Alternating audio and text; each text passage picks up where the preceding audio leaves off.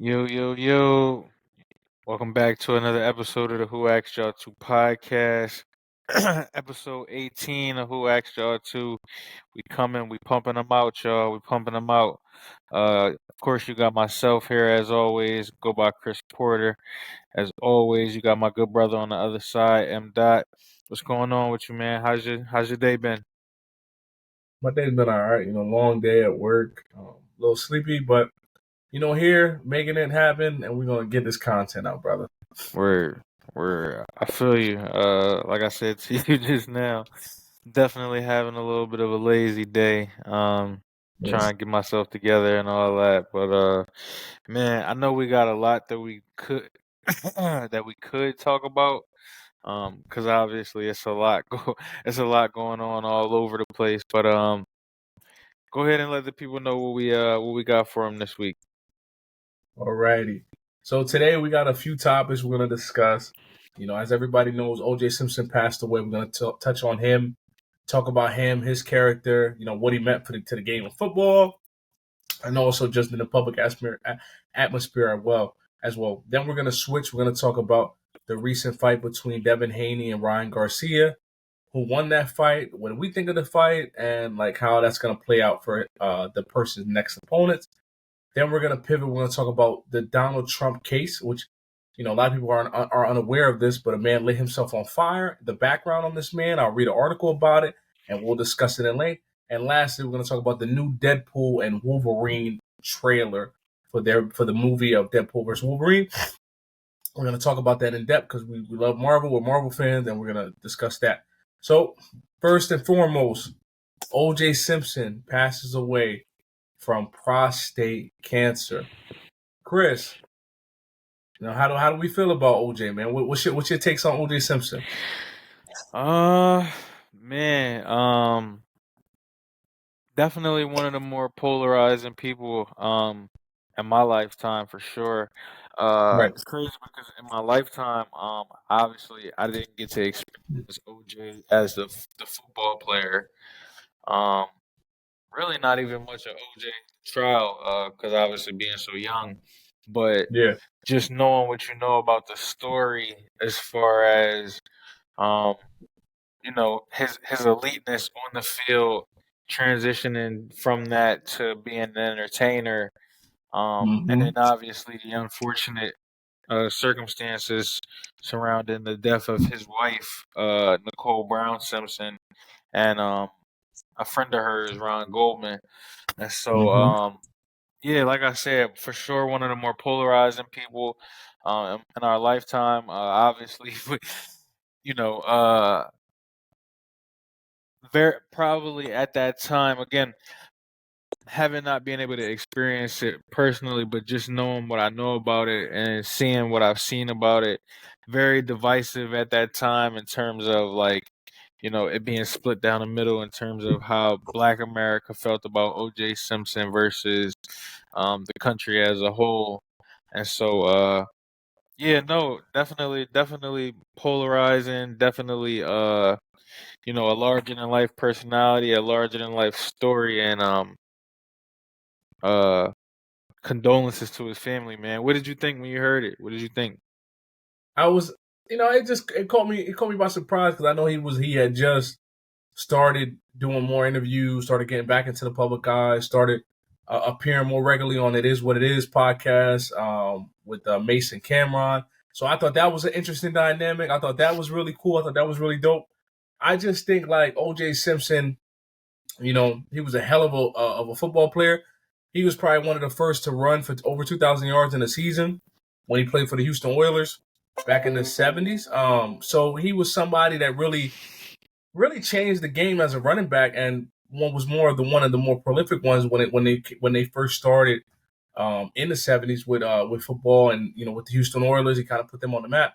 But I think in the 90s, with everything about the death of his girlfriend and Rod Goldman, he was found acquitted. And I think a lot of times, like, we focus on, okay, well, did he do it? Did he not do it? He was found acquitted. He was found not guilty. He didn't they acquitted him. Now people can say, "Oh, well, it was because the Rodney King stuff that was payback," or it was because it is what it is. Like He was found not guilty. He was found acquitted. You know, that's dead and gone. Like whoever did it, but they kept harping that like as like it's something that he did or what. He was found not guilty and acquitted in the court of law. Like that shouldn't be his only hang up in life is he allegedly killed these people. No, he was found acquitted. Like stop talking about it. So I think I think that you know if he did or he didn't do it, we'll never know. I think it was they won that case fair and square. He was found acquitted. It is what it is. I just think that that little slither of that's something that happened to him in the '90s that he was involved in kind of became his whole life because he got into more trouble, got into more issues, Right. and it was somebody that was an actor, an individual that played football in the National Football League, somebody that was He was a sideline reporter too after he retired. yeah. Yeah, so he had a lot of different things that he was a part of, and I kind of just think they always just put like, oh well, he killed, his ex wife, his and her boyfriend or whatever. But it's like he was found acquitted and he found not guilty, and to me it's just like, yo, if it wasn't guilty, wasn't acquitted, then why are we talking about it? Like, why do we continuously bring that up? So I think, for me personally, like I think OJ because he played in the Naked Gun series, like that was a movie that came out in the late '80s, early '90s with him and Leslie Nielsen. He played like a comic relief character, and I enjoyed those movies. I enjoyed him as an actor. I just think that shouldn't be the only thing we harp on when we talk about his legacy. That oh yeah, he was the individual involved. Well, he was involved. Then we don't know if he was involved or not. We don't know. He was found acquitted, so we don't even know. So I think that's something that we shouldn't be harping on when we're talking about him. That's something that happened. His ex-wife died, and you got to think about he got kids and everything like that. That went through that trauma with him and still get caught. Oh, your dad killed your mom. How do you feel about that? And it's like, how they supposed to know? The dude, everybody said he didn't do it. Like nobody knows. I So can't even I don't know. I just imagine the relationship that they would have with him at this point, you know? bro. And the crazy thing is, well, from what I heard, he had all his children sign NDAs. So I don't know what that's Wow. about, but I never heard of somebody having their children sign NDAs before they pass.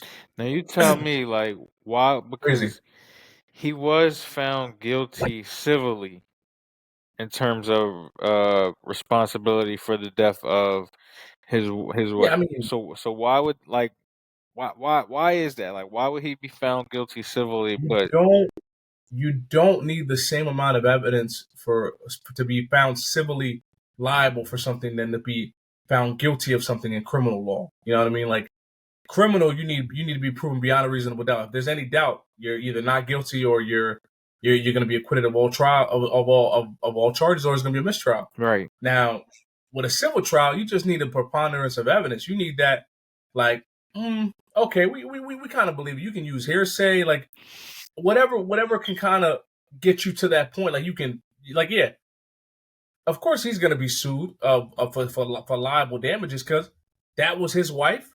That was it happened in his house. Of course they're gonna sue him. He's the only one that they can sue at this moment in time.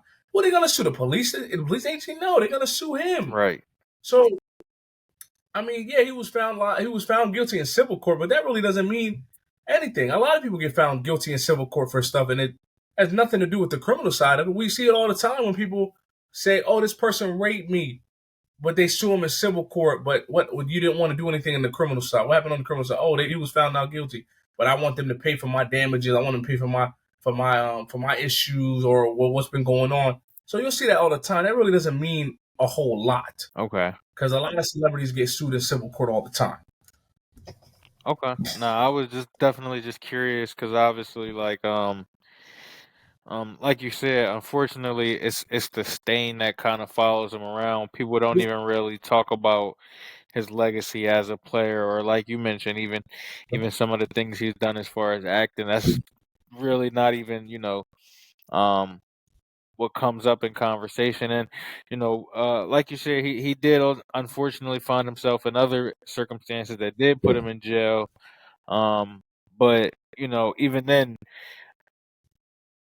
just because you go to jail for something one time usually doesn't discredit you for a lot of the stuff that you did prior to. But needless to say, it's still prayers out to Nicole Brown's family, Nicole Brown Simpson and Ron Goldman's family, obviously, because they lost their lives.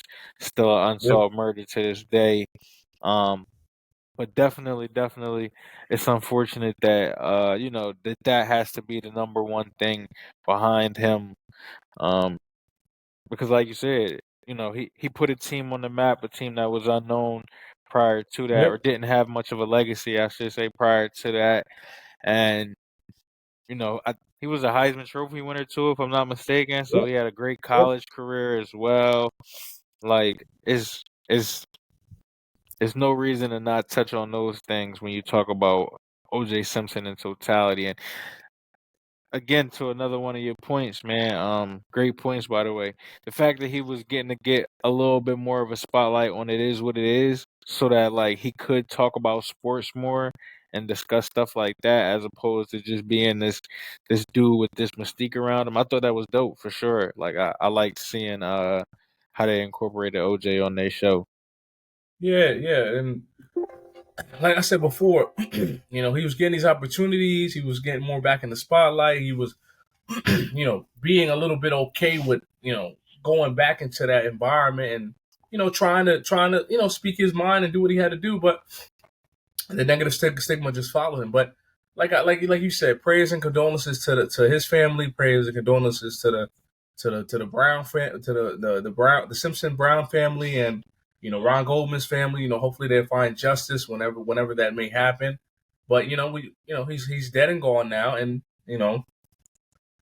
nothing anybody can really do at that point. Like, he's dead. It is what it is. He had prostate cancer. He died from that, and we just got to move on and think about what he did when his legacy when it came to the game of football. How he played. Yeah, I just think we need to think about that and him and that as being sports fans. We need to. I can separate that from saying, like, all right, maybe this guy wasn't the most upstanding person, but he had a hell of a football career. He was one of the better running backs at that time. right. So I can't give him credit for that, while saying he might have made some bad decisions and had some run-ins with the law. But I can distinguish between the two. It's like when it's in the media, it's like, oh, everything comes down. Oh yeah, he was this, he was that. But we're gonna still put him as a horrible person. Like, damn, that's all y'all gonna get us, man. See it too many times, man. Especially with people like athletes and things like that. Athletes, entertainers. It's unfortunate. I got a name right off the top of my head, but I ain't gonna go there because that'll be changing subjects. But yeah, no. Shout out to OJ. Prayers to OJ. Yep. Shout out to his family. Prayers to his family. Condolences, of course, and wishing the best for everybody. Rest in peace. Absolutely. Absolutely. Rest in peace to OJ. So now we're gonna pivot. We're gonna talk about the Ryan Garcia versus Devin Haney fight. Now, I didn't have money. I didn't buy the fight, but I did watch the highlights of the fight, and I did see how many times Devin Haney got knocked down. I think that fight was just on a level of, this guy Ryan Garcia was so much more ready, so much more fierce, and so much more to the point of, like, I'm gonna come at you aggressively and I'm gonna see if you can stop it. Devin Haney wasn't able to stop any of it. Like, there's a big size difference between the two, right? Like, this was the fight at 140, like It was at 145, 140. They were supposed to fight at 140. 140, right? Ryan Garcia, he weighed in at about 143, and then 143.2. shot up in weight. He got up to about 160. Yeah, that's what he said today on PBD. Devin Haney, he weighed in. He weighed in about 140. Mhm. His weight at the start of the fight was like 148, 140, 150 something. That's the part that confused me. That's the part that confused me was I didn't know how much Devin rehydrated, how much weight he gained after weigh-in. So that part I'm still confused on.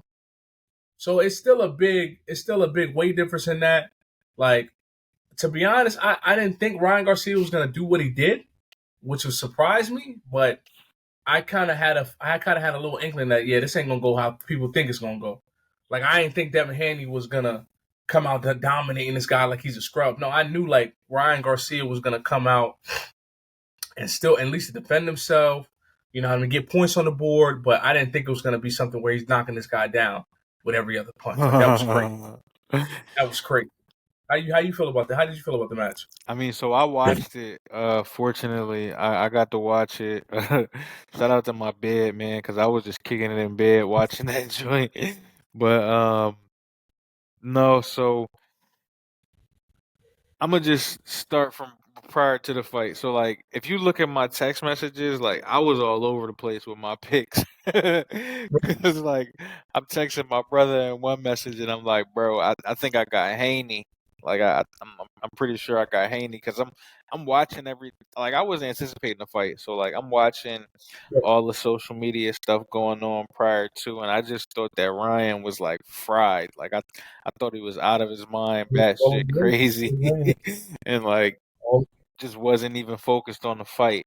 Whereas Haney, it felt like Haney was more focused. It felt like Haney was like in a disciplined state, and like he was like genuinely upset, which can go one or two ways. Like when it comes to a fight, it can either play in your favor or it can hurt you. But I my gut was telling me Haney is going to win and by the, like my gut was telling me Haney was going to win on the points, but I also text my dad and I'm like, I think I got Haney, but I can also see Ryan like putting him down just Right. based on like what Ryan is known for. Like he's known for his power, he's known for that left hook. And so like boom, fast forward to the fight. Like you said, when I'm watching it when it first comes on, I'm like, yo, Garcia looks so much bigger than Haney. And I'm like, that's so interesting to me. I text my brother that and he was just like, man, you tripping, like it ain't got nothing to do with their size, yada yada yada. Um but he basically wasn't feeling me. He wasn't agreeing with me. But I'm like, nah, like some I'm looking at it and I'm just like, he looked way bigger than him for some odd reason. Like and then, Right. obviously today I find out that the day of the fight, he had rehydrated up 17 pounds and got up to Yep. 160. And so I was just like, God damn. But needless to say, um, watching the fight, man, like it was just a clear mismatch from the start. The first punch that Ryan landed on Devin was that left hook and it rocked him. Like it literally, you could see that it hurt him. It was the first punch of the fight. So like you could just see from there that it was going to be a long matchup for Haney. Now I'll give him credit because uh the following rounds after because he got rocked in the first round. It was clearly going to be Ryan's round that round. But after that he kind of got it together a little bit. He definitely started to put some rounds together. I just don't. It didn't look like it affected Ryan that much, and so once we got to that point where, Devin had already been hurt, recovering from being hurt, we get to that seventh round, man. It was just like it got ugly from there. And I think Yeah. I hate to piggyback off of other people's points and stuff like that, but I definitely like watching the fight, like watching it live, like in in real time, like I was so upset with the officiating of the fight. Like Yeah. it annoyed the hell out of me the entire fight because I'm just like this ref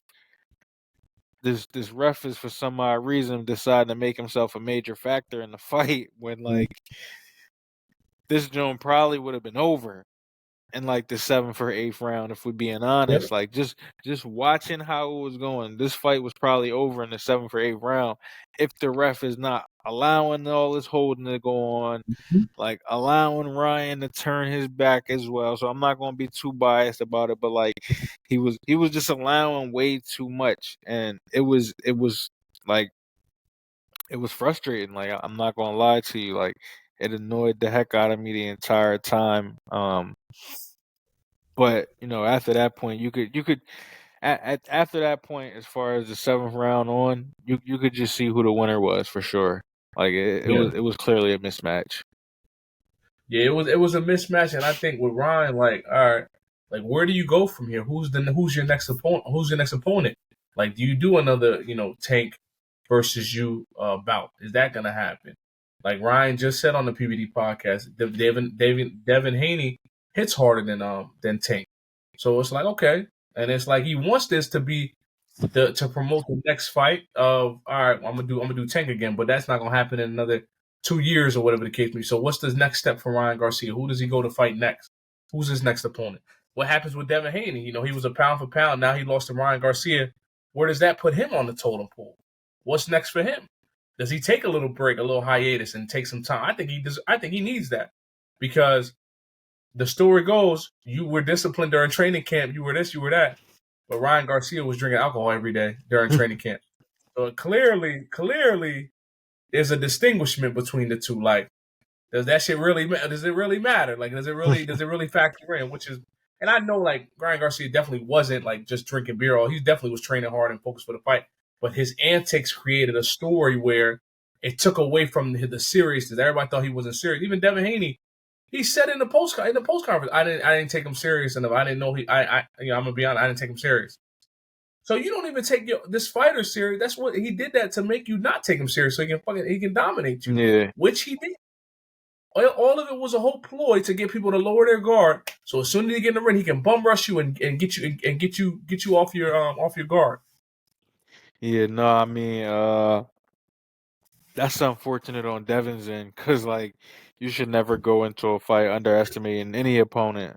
Like, no matter what you think they got going on, they fought 6 times before this in the amateurs, so Yep. this dude can fight regardless of any antics that he got going on, anything like that. Once you get into that ring, you prepare as if your life is on the line because you could lose your life in that ring. Right. Um, so hey, that's on him, man. If you didn't prepare the way you were supposed to, uh, if you ask Ryan, it don't sound like he had the strictest camp, but it definitely sounded like he was working in spite of all the stuff that he was saying, and doing. So, in terms of where he goes next, man, it all depends. Like you said in that interview with PBD, he said that he wanted Tank again. Um, he said he wants Tank at 140. I think Ryan thinks that he has a bunch of leverage that he may or may not. I may not know. Like maybe I'm misinformed, but I don't think he has as much leverage as he think he has when it comes to fighting Tank. Everybody else, I could see where he would have that leverage. He mentioned Tank's international star power, like Yep.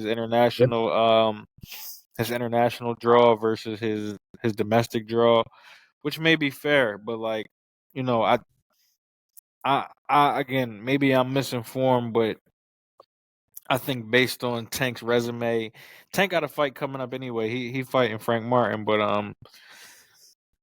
based on Tank's resume, based on the fact that they already fought and he knocked him out, um, I know Ryan is blaming it a lot on the rehydration clause, which Which is the big thing, though. That's not no little. I mean, That's a big it's thing. not a little thing, but even if they fight it at 140, Ryan already said that his body can't go down to 140, and Tank ain't coming up to 147, so Yeah. they got to fight at a catch weight. They probably put a catch weight at 145, and then at that point, I still like Yeah. if you rehydrate and up to 140, I mean up to 160, Tank is not his body is not going to support rehydrating up that big. He don't he that's Yeah. not how he fights. So I just don't see how they realistically get that done if he's fighting at that size. I think if Ryan is able to go into the fight to fight Tank at the way he fought Devin, oh, he's definitely gonna win that fight.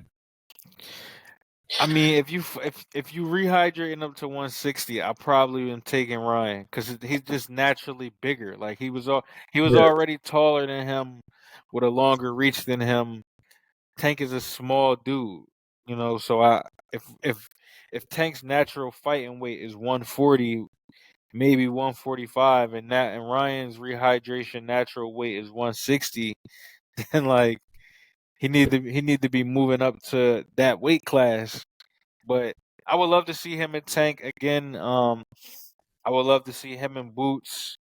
Um, it's a couple other people that I'd like to see him fight. It all just depends on the weight class that he chooses to fight in, because clearly I think his body can fluctuate enough to where he can kind of play it. Um, I don't.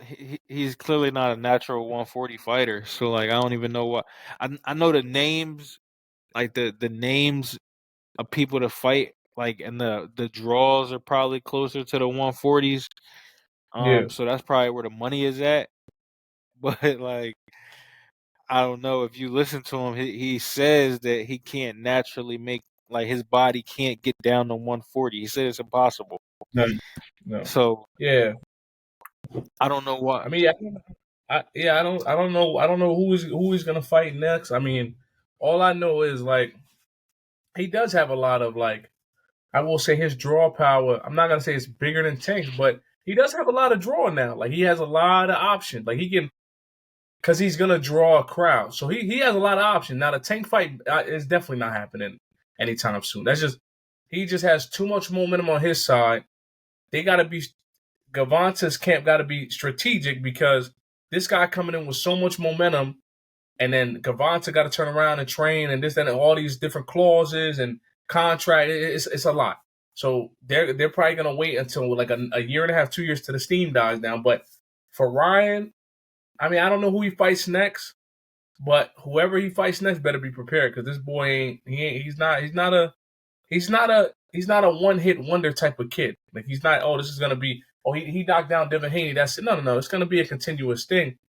But we'll see. We'll definitely see. I definitely want to see who's gonna be next on his chopping It's block. not even To just see that if he he knocked down Devin Haney though. Like he's gonna be such a draw right now because he dominated. Like it dominated. was it Dominated. was just obvious domination. It was Yeah. obvious overpowering. So like, yeah, I definitely get why that makes him, you know, a draw, like a big draw right now. I just don't know. I like I said, Tank is fighting in a couple months. Um, fighting Frank Martin, as far as I know. Like if as long, I mean, if, and Frank Martin isn't a name, like I'm sure most people aren't gonna know who that is just off the top of their heads. But like, if he finds a way to be as dominant in that fight as he has been in all of his fights, I just don't. I don't. I think the draw for Ryan is strictly based on like internet presence and personality as opposed to like the actual like entertainment of boxing. I know that goes a lot into it, but I don't know. I think Tank is the more decorated fighter. Yeah. No, I agree with you. And he has a little bit more time on there, Definitely. but we gotta wait and see, man. Only time will tell with these with Ryan and Tank and where their careers, if they are gonna make a part two, if that's gonna align, we definitely gotta wait and see. All right. So moving on to a little bit of politics, a little bit of culture with this one, but so this just happened recently last week, or earlier this week. A man set himself on fire outside of the courthouse where Trump is having his hearing. Set himself on fire and ended up killing himself. So I'll read the article, and this is from Fox News. Deceased protester who lit himself on fire outside Trump hush money trial once worked for Democrat congressman. Maxwell Azariello, the man who died after setting himself on fire while former President Trump's hush money trial was taking place, once worked for the Democrat congressman who flipped Representative George Santos' seat blue, according to online records. Representative Tom Sahuzi currently represents Nassau County, the part of Queens. Having taken office earlier this February, he also served as a congressman from 2017 to 2023 before the disgraced Santos briefly took his seat. Azariello's LinkedIn page states that he briefly worked as an operations director for Friends of Tom Sahuzi from August 2013 to November 2013. The Florida resident, 37, died on Friday night due to severe burns after emoliating inside, self-immolating inside Collect Pond Park near the Manhattan Criminal Courthouse. At around 1:30 p.m., Azzarello took multiple pamphlets out of his backpack, and threw them in the air before pouring a flammable liquid on his body and setting himself on fire. The pamphlets included an online link to his Substack page and discussed conspiracy theories. A New York City Police Department spokesman told Fox News Digital that Azzarello was pronounced dead around 10:30 p.m. on Friday, around 9 hours after he self-immolated. The dissident worked for Suhuzzi when the candidate was running for Nassau County Executive in 2013. Azzarello's LinkedIn profile says that he led various projects such as preparing the candidate for debates, organizing commercial shoots, planning logistics for campaign rallies, and completing interest group questionnaires. Azzarello's job responsibilities also involved developing social media content and drafting press releases, plus updating Suhuzzi's events calendar. In a statement to the New York Post, Suhuzzi confirmed that he remembered the protester and somberly wished his family the best. Max Azzarello worked on my campaign staff for Nassau County Executive in 2013 as part of the field staff, Suhuzzi said. Even though I haven't seen or talked to Max since then, I recall him being very kind, smart, and hardworking. It is tragic that he has succumbed to his injuries, and I am keeping Max and his family in my prayers. So that's that. How do we feel about this crazy man lighting himself on fire outside of the Trump courthouse? Outside of the courthouse in Manhattan. Well, first off, again, prayers and condolences to his family. It's so random because I read a couple articles about him. I read an article, about people speaking about him. It seemed like most people only had good things to say about him, and so this was apparently he just started spiraling recently. Like his spiral just started taking place about a year ago, and so for him to kind of spot like because he's got his master's degree from what I read. Like he graduated from North University of North Carolina, Chapel Hill, got his master's from Rutgers. So not a unintelligent person by no means. But for whatever reason, his ideologies really got dramatic and drastic over the past year or so. And with that, comes things like what he did. Unfortunately, like I can't explain it. And it, like you said, it is, for lack of a better term, it is crazy. Like it is crazy, what he did, and it got captured on national TV, man. Like a lot of networks caught it live as it was happening. So the motives behind it are even like to me unknown because it's like what could you have possibly been trying to get out of doing this? Right. And it's just not every day that you see something like this. Like you don't see this on the news every day in terms of just like people just in America anyway setting themselves on fire, doing suicide bombs, whatever you want to call it. Like so I don't know, man. Like I'm kind of at a loss for words in terms of just like what to even make of it. It don't sound like it was related to the. I mean, even though like you just pointed out, he did work for Democrats, but it didn't sound like it was related to anything political in terms of like Republican versus Democrat. So I just don't understand, man. Like, what did you take from this whole thing? Right. I don't know. I mean, it was kind of wild. Like I seen a video on Instagram. My brother-in-law sent it to me, and I watched it, and I'm like, "What the hell is this?" And then reading the article, doing a little bit more research, I'm like, so this guy comes to the park, douses himself with some type of gasoline or some type of accelerant, lights himself on fire, and then is pronounced dead at 10:30 that night outside of the Manhattan Criminal Courthouse where the Trump proceeding is happening.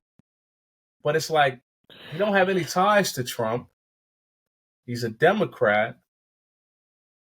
He was a field staffer for a Democratic candidate in Nassau County in New York. And then he's just now within the past year has been spiraling due to mental health concerns or whatever the case may be. I think is I can't see the conspiracy in this. I don't know if there is one, to be honest, and I don't. I it's just it's that person. He had to have been battling some serious demons because nobody like yeah, people will kill themselves, right? But nobody would ever. It's very rare where you see somebody say, "I'm gonna go out and I'm gonna kill myself by burning myself on fire." That's not a that's not a normal thing. That's very abnormal to do that because of the pain that's involved. It's not something you do very quickly. There's going to be a lot of pain involved. Like you're not going to be able to tolerate this. So for that person to do that, he definitely had some serious mental health concerns that probably weren't addressed, or he probably didn't tell anybody about, or nobody's seen the signs. But for somebody to do that, you have to be a very sick individual in the head to carry out this plan. Like that's wild to me. It's wild. I mean, it is, man. They said he came from Florida to New And it, York. for So that like, you took that whole like you plan. That's a planned thing. You yeah, drove all the way from Florida to New York, bro. That's like a 15-hour, 18-hour drive.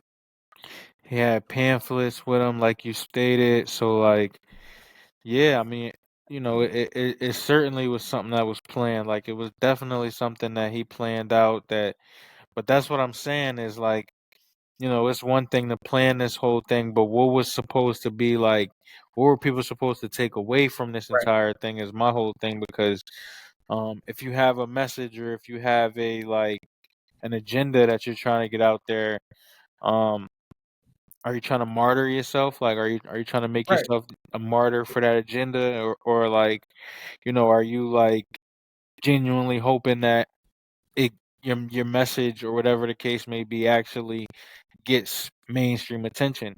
And how do you push that forward if you set yourself on fire? Like if you take Exactly. like not to laugh at it or make light of it, but like how does that agenda continue to get pushed if you no longer are here?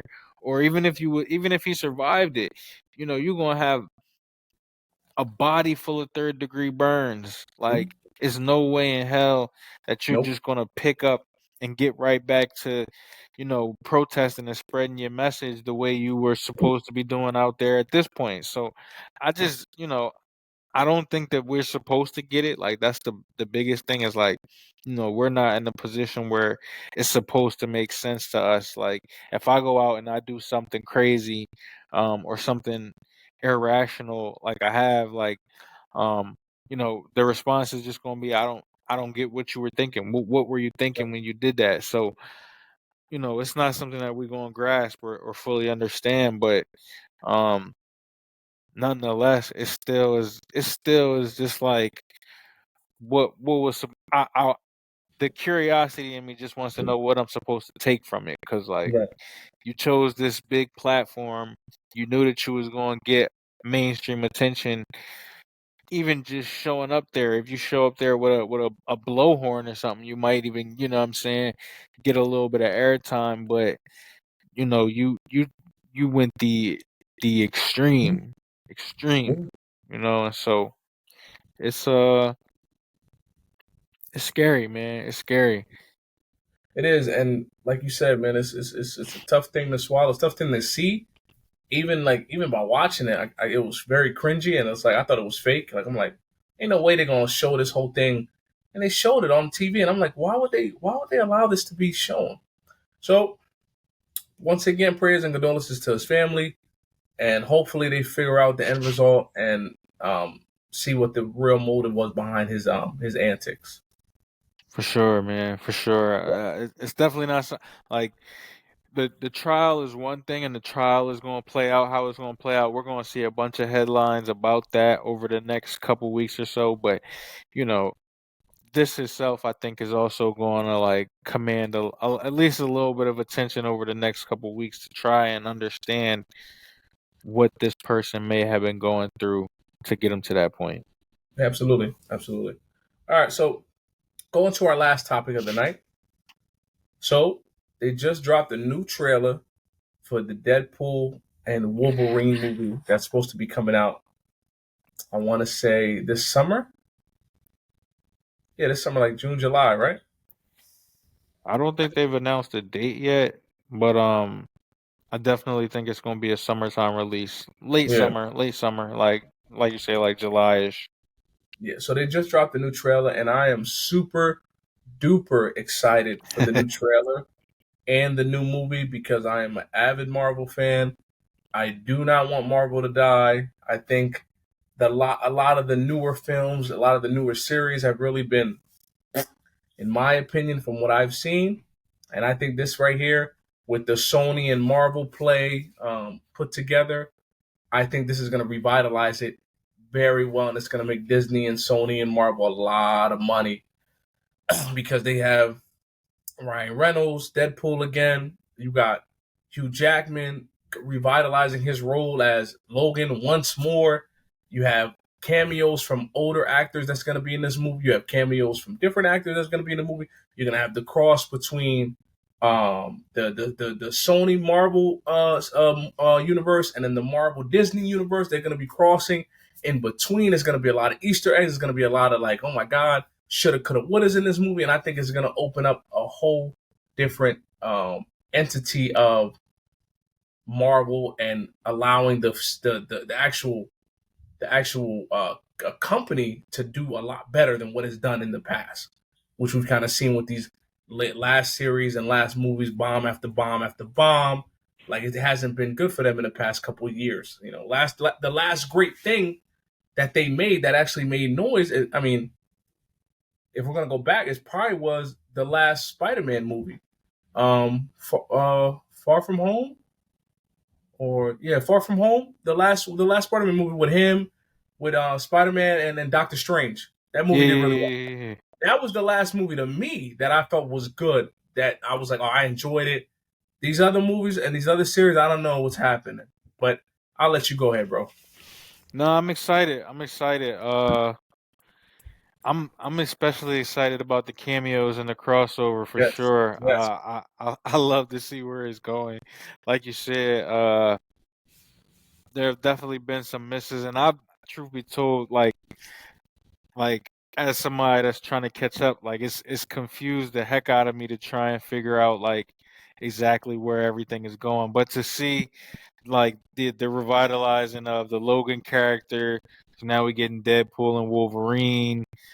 Probably be the last movie for Wolverine, I think. Anyway, they may bring him back for some cameo stuff, but I think as right, far as like big time roles, like big time movies, this will probably be the last time they use the Wolverine storyline. And yeah, so I want to see where it's going. I want to see how they cross it over. Cause the DC Marvel thing has always confused me, and so yeah, like trying to figure out where Deadpool is going next, and I haven't been up on the comics if I'm being like all the way right. transparent and stuff. So like I'm not up on the comic series to know like where the storyline goes from here. So, I go down these YouTube rabbit holes and like just following the storyline and seeing like trying to fully understand um all the cameos, how it's crossing over, the ownership of it all. Like it's all dope to see. And the Deadpool movies for me are usually one of the better ones. Like I don't know if it's because they rated Absolutely, R, but like they're yeah. usually one of the better ones. Truth be told, Ryan Reynolds smokes the Deadpool stuff. It's always funny, entertaining, and filled with a bunch of action at the same time. So like, I'm excited for this one. I can't wait for till we get a release date. Truth be told. Yeah, absolutely. And like you said, like even with the timeline stuff, like I think this is supposed to set up. If I, from what I'm hearing, it's supposed to set up for Phase 4, and Phase 4 started with the Spider-Man movie where they the whole timeline got messed up, where there was people coming in and out of the timeline and all this other stuff. So now Deadpool Wolverine's supposed to shed light and like, all right, cool, like we got X-Men, we got We got Deadpool, and that's gonna be bringing in like Fantastic Four. Blade's supposed to be coming in anytime soon. They bringing back Daredevil, Punisher, like all these things intertwined because they're all in the same cities. They're all in the same areas. They all become part of one universe at a point in time when like everything kind of intercedes. So we kind of just gotta wait and see how they're gonna play it. Now, it really because they'll throw like a bunch of cameos out and it's like or Easter eggs and you're like, okay, well what are they gonna do with it? And sometimes it could be okay, this Easter egg is talking about Fantastic Four. But then if you read about Fantastic Four, they can't really find a director to lead that new movie. So it's like, when the hell is that coming out? Right, Like what? right. Even with Blade was supposed to come out this year. What happened with Blade? Oh, Mahershala Ali was supposed to be Blade. He's still staying on as Blade, but it's like, oh, we don't have a director now, though. So it's like they have all these projects that Disney and Marvel want to put out, but it's so many things that's drawbacks or causing delays or whatever. So it's kind of like delaying them to put these masterpieces out because they got to deal with a bunch of other stupid stuff. So it's like, how long do you want us to wait as Marvel fans for these masterpieces to come out? And because you kind of like, we can't worry about what you did in the past. Like the phase 1 and 2 was the best. Like the original Avengers and all that. That was the best. I don't know what the hell happened at phase 3. I don't know what happened. Or I really don't. Like the series, like some of the series that they made, like the She-Hulk, Mrs. Marvel, like it just wasn't the best. Like to me, it wasn't the best. Right. There could have been a lot more done to that, but I digress. Some of the Ant movies weren't really up to par, so it's a lot. Disney and Marvel. You ain't like the Ant-Man stuff? One of the Ant-Man movies I didn't like. I didn't really care for Quantumania was cool. Like the last one that just came out was cool, but the one before I like that one. Yeah, the one before that I didn't really care for. I think that was Ant-Man and the Wasp.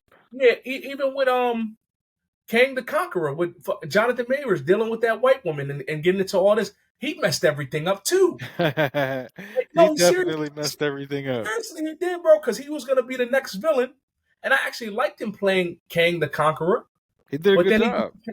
He get into that situation with that white woman. They gotta erase his whole being in the goddamn Marvel universe. That's impossible. It is impossible, but it's like they had to pivot away from him now. So now they got to, who's going to be the next villain? Now they have to create that. Now there's inklings of like, oh, is it going to be Doctor Doom? Who's going to be the new villain? Because they can't do Kang the Conqueror no more. You don't think they'll just replace his character? Yeah, you don't think they'll just recast? That's what I'm saying. They might have to recast him. But I liked Jonathan Majors as Kang the Conqueror. I thought that he was that was a good role for him. I thought they was talking about recasting. Like I thought that's what I read is that they was looking at recasting. They was looking at Damson Idris for that role. I can't see him doing that. I can't see him doing it either. Like that's why I feel you on the Jonathan Majors thing, man. Because like, he fit that for some odd reason. He fit that role. Yeah, like I thought he was a good person for that role, bro. Like he was in the Loki series. He was in Quantumania. Like I thought he fit the role very well. He was in the last episode of goddamn, what else was he in? He made a couple cameos, and I'm like, okay, all right, cool. Like, yeah, I think he's a good Kang the Conqueror. And then that whole thing happens with that white woman, and it's like he's gonna be like another what was that one dude's name that used to act, but Nate Parker, the dude he played in like black dude he played in like Red Tails. He played in Great Debaters. Brown skin, buff dude. He got into the whole situation, domestic violence. You never seen him act again. Same like Columbus Short. Remember Columbus Short? Oh, he played like Stomp the Yard and all that. Hell yeah. Same thing. He got into a whole domestic violence. You never seen him in any big movies. Yeah, he been done for a while. So it happens all the time in Hollywood, especially to black actors. Like they get into a situation where it's domestic violence. No, not my man Nate Parker. This was my man's too. Now you know what I'm talking about, right? Yeah. Like Birth of a Nation and all that. He got into a domestic violence situation or something like that. Saying he's never acted after that. You've never seen him in a big project role. So it happens a lot. They got him out of here right after Birth of a Nation too. Yeah, he don't see him anymore. And then now with Jonathan Majors, like he did an interview, and I know I'm going on a tangent, but he did an interview with was it 60 Minutes or somebody, and they asked him, they was like, do you want to act again? Are you ever going to act again? He said, I hope I do. He know he not going to Yeah, I act. saw He that. I know saw that that. might be done. Like they're not going to hire you to do big movies anymore, brother. Like you have a stain on your reputation that's not going to go away anytime soon. And he was making good movies. Like he Yeah, he was making was. getting good roles, and it's like he was. And did you watch? You watched Creed 3, right? Did you watch Creed 3? Of course. He was excellent in that movie. But messing with somebody that you should not be messing with. That's what happens to you. Get you in trouble every time, man. Get you You're in in trouble trouble every time. every time, man.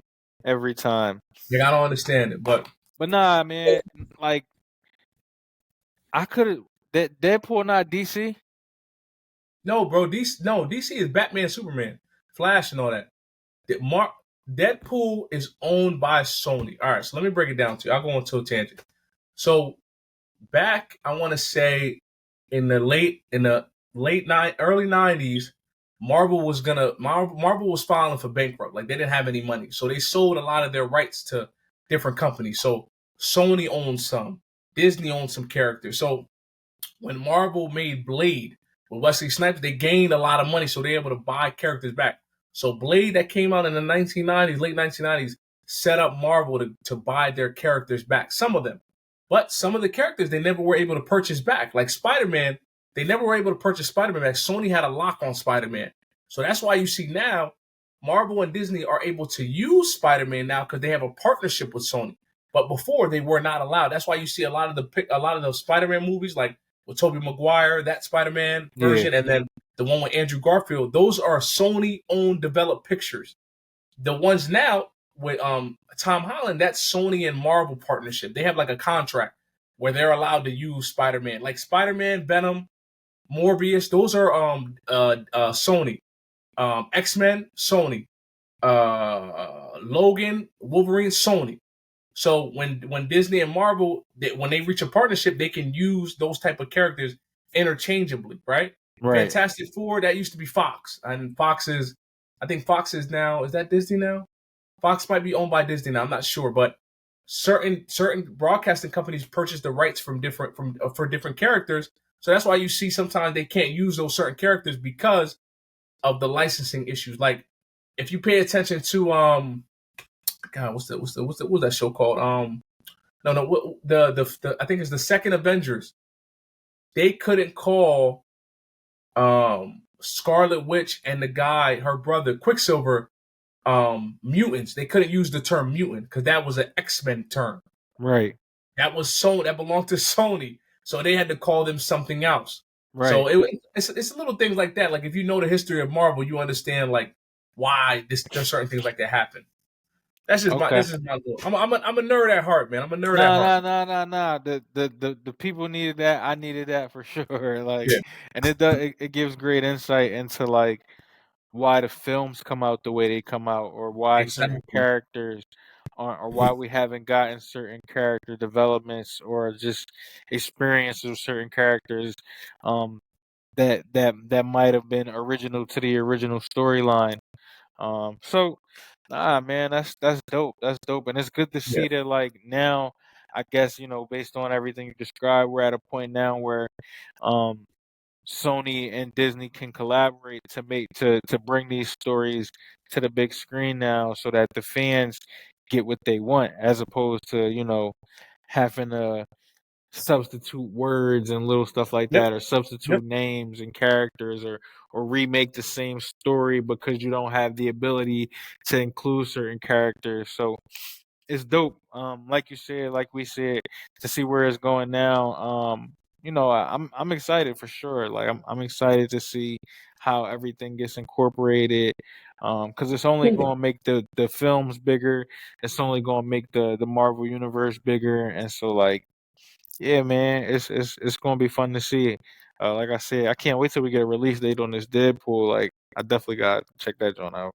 100%, 1,000%. I agree with you, 100%. And then just to point out there, listeners, if you ever get interested, I would suggest getting the comics. If you wanted to start getting into like Marvel, start reading the comics so you can understand the story a little bit better. Because when you read the comics, you'll see things that's in the movies that's not that the comic says it's in the comics, but it's not in the movies. You'll see how they use certain things from the comics, but they don't use everything from the comics. You'll see that different caveat of it. So I would suggest definitely reading into, because the where they're going is called the Secret Wars. Reading into Marvel Secret Wars to understand what they're trying to bring and what they're trying to utilize for the next story, the next phase of the Marvel universe. So that's just me, but I would say get into it if you can. If not, just wait for the movies. For sure. For sure. That's sound advice, man. Definitely check out the comics. I might even have to get on the comics now, man, because Yeah, bro. I like waiting for the movies, but I like reading ahead sometimes too. Yeah, too long of a wait, bro. Yeah, man, movies take years to make. You know what I mean? So like, yeah, for sure, man. Definitely excited for Deadpool versus Wolverine. Definitely excited for all the upcoming films. Where the universe takes us, man. So yeah, yeah. Yeah, I mean, yeah, that's pretty much it, guys. That's all we have for you guys tonight. We kind of touched on a lot. And then I think next week we'll touch into more of basketball because the play-in tournament's happening as well. So we'll touch into more of that next week. But that's all we got for you, Chris. You got any last words for these guys? Nah, I'm all over the place, but a lot of people already know that. But nah, we appreciate all the support. Absolutely. Um, Definitely glad to hop back on here. We in a little bit of a groove right now, so appreciate everybody supporting us. Yo, also, I hate to say this late in the episode. Maybe we should start with this next time. But like, yo, make sure you liking on the Yeah. episodes when you tuning in. It don't take nothing to little quick like.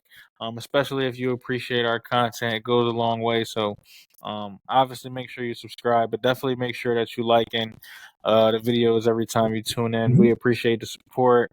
Like I said, Who Asked Y'all to episode 18. We out of here.